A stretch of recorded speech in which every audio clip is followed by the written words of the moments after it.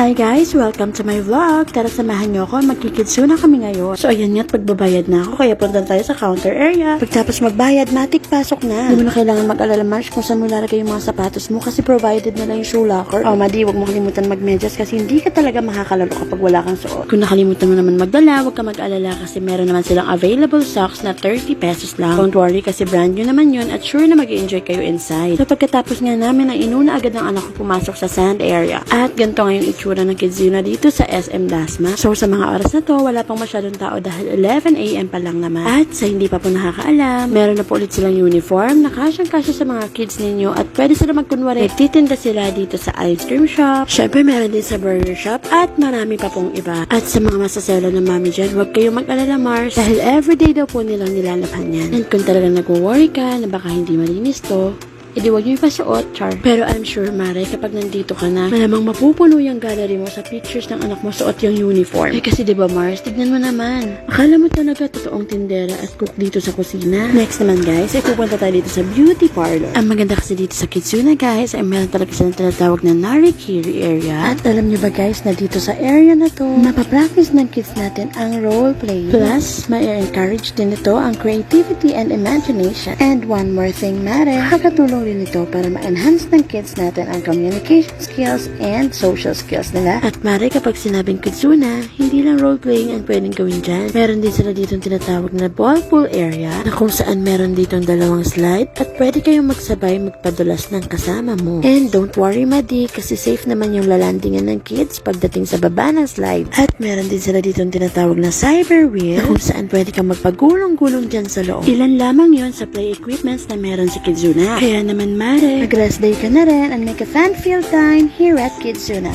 Thank you!